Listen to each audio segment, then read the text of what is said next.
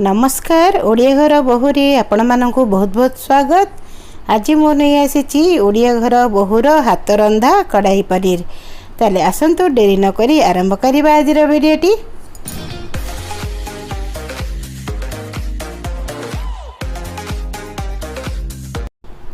कढ़ाई पनीर बनायापी आगुरी सब जिनस को प्रस्तुत करी रखी नबा, जेपरिकी परिया पत्र को काटिकी मसला को सब कटाकटी करके रखी नबा।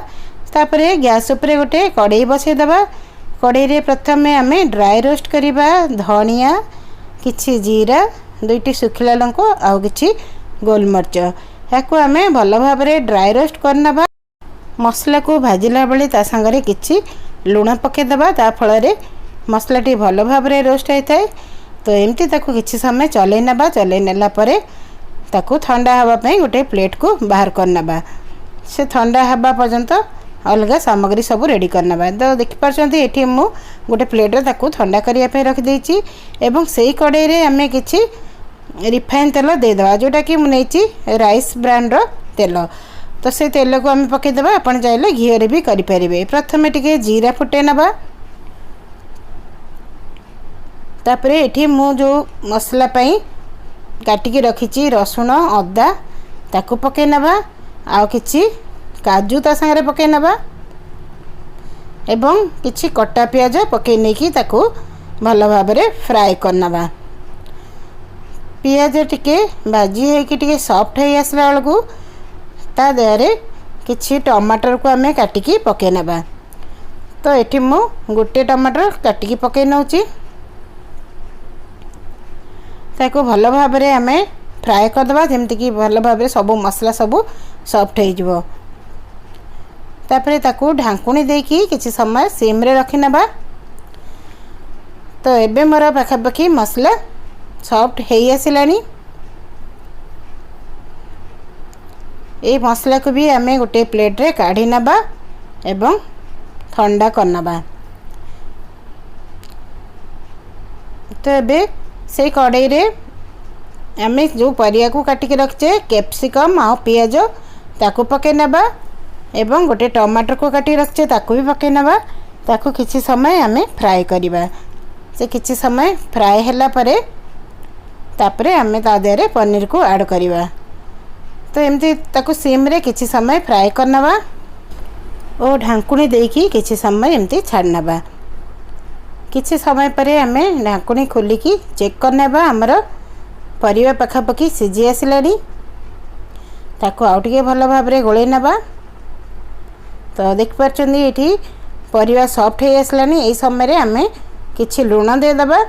आपण स्वाद अनुसार लूण देबे, काहे कि ना हमर ड्राई मसला जो कला बेलू सेथरे भी आमे लूण पकेइथिले। पुणी नेक्स्ट टाइम जतला मसला कसिबा सेथरे भी लूण पड़िबो। तो हेची देखिकी आपण को स्वाद अनुसार लूण देबे। एबे से पनीर को मैं इथे ऐड कर देले। आपण चाहिले पनीर को अलगा फ्राई करिकी भी ता संगे ऐड करि परिबे, किंतु एई परी पनीर ऐड कले पनीर टी खाया को बहुत सॉफ्ट लगी थाए। आउ तरकारी रो टेस्ट भी बहुत भल लगी थाए। फ्राई कर देले से टिके टाण हो जाए पनीर आउ रबर भलिया लागे। तेनु मु ताकू डायरेक्ट एमती पके देछि। आउ किछि काश्मीरी मिर्च दे देली टिके कलर आसिया पे। आपण चाहिले रेड चिली पाउडर भी दे परिबे, किंतु रेड चिली पाउडर देले अत्यधिक राग हो जिवो। तेनु मु काश्मीरी मिर्च एठी देछि। ताकू किछि समय एई परी भाजी नबा। किछि समय एई परी भाजिला परे आमे जो रोस्ट करिकी मसला को रखि दिले ताकू हम पाउडर करनीचे सेही पाउडर को आमे एथिरे पके नबा।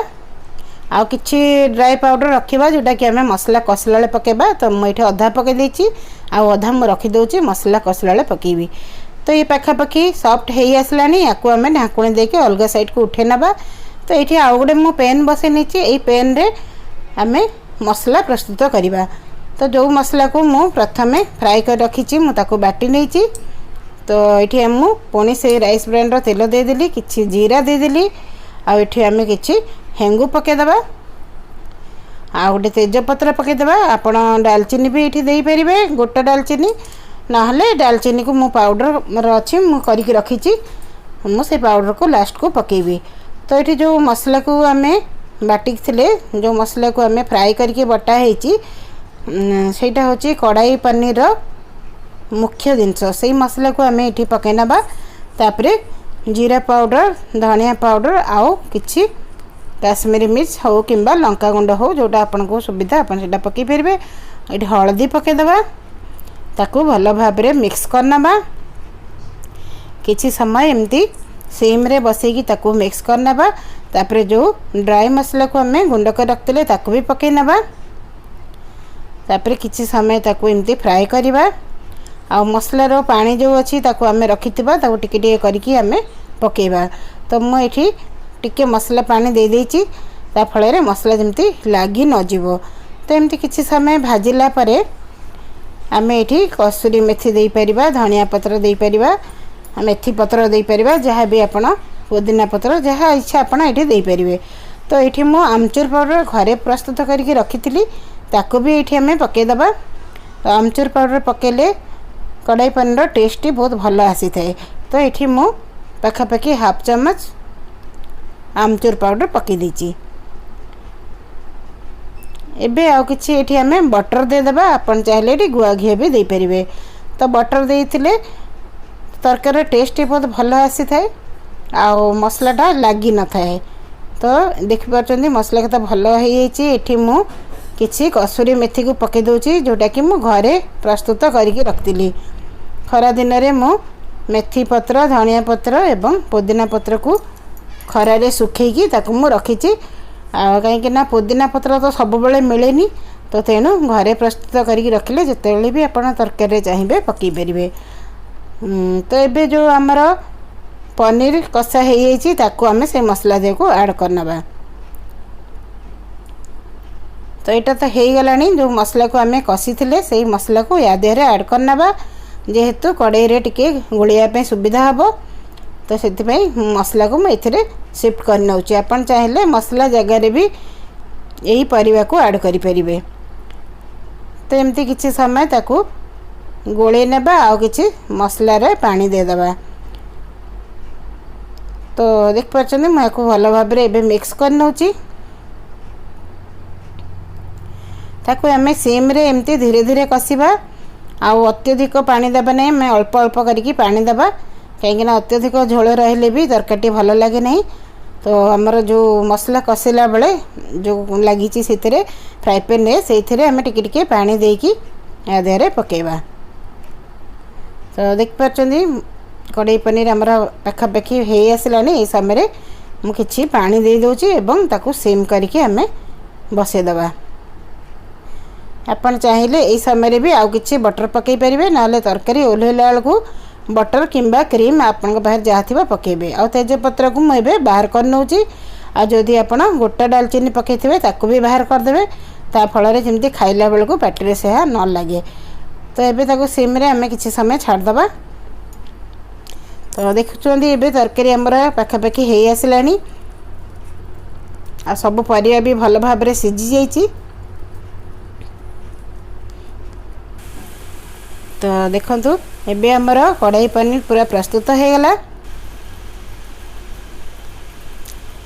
एबे यह को आमे सर्व करनबा। आ मो रेसिपीटी जदि भल लगी ताकू लाइक करिवे शेयर करिवे आ कमेंट करी कहिवे आगो को आपण आ कोन देखिया को चाहउचंती। तो देख परचंती हमर कड़ाई पनीर टी केते सुंदर भाबरे कलर आसीची आ खाइबा को मध्य बहुत टेस्टी हेतिला।